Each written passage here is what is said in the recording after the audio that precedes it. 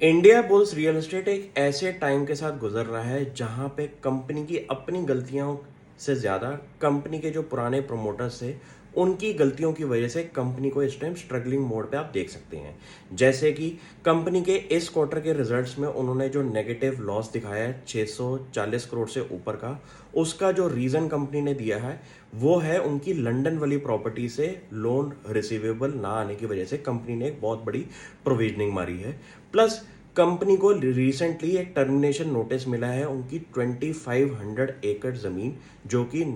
आपकी थी एक एसईजेड ज़मीन के अंदर। तो वहाँ पे कंपनी को भी एक टर्मिनेशन नोटिस मिला है, रीज़न बीइंग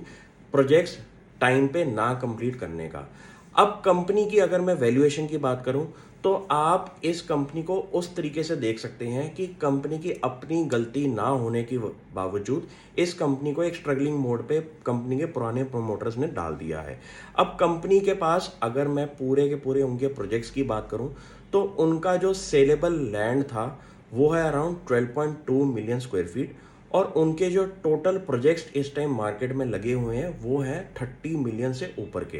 तो आप ये सोच सकते हैं कि उन एग्जिस्टिंग प्रोजेक्ट्स के अंदर जो 12.2 मिलियन लैंड है जो कि अभी अनसोल्ड है, उसके अंदर सारे खर्चे काटने के बाद कंपनी का जो नेट सरप्लस बनेगा वो अराउंड 6000 करोड़ के आसपास का बनेगा। और कंपनी की डेट पोजीशन अगर आप नोटिस करेंगे तो कंपनी इस टाइम नेट कैश पे बैठी हुई है, जिसके पास अराउंड 310 करोड़ का कैश पड़ा हुआ है सारी की सारी डेट रिपेमेंट करने की वजह से। लेकिन आज की डेट में इस कंपनी ने आउट परफॉर्मेंस इसलिए नहीं दिखाई हुई क्योंकि ये कंपनी एक ऐसे टाइम से गुजर रही है जहां पे कंपनी के पुरानी गलतियों को इस टाइम कंपनी साफ कर रही है, उनकी एग्जिस्टिंग न्यू मैनेजमेंट।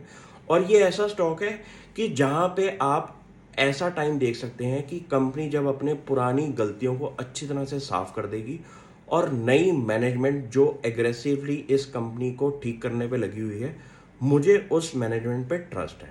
क्योंकि ये ऐसा स्टॉक है जहां पे एक बहुत बड़ा कंपनी के पास लैंड बैंक बैठा हुआ है,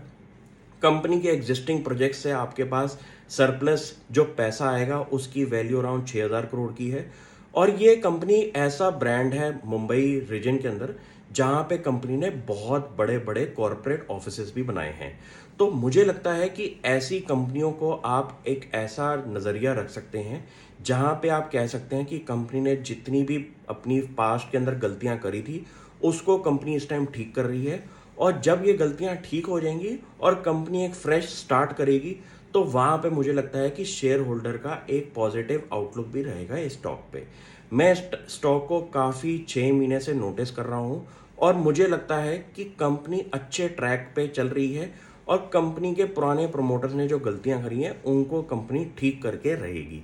इस कंपनी को आप भी नोटिस करें और मुझे बताएं। Thank you.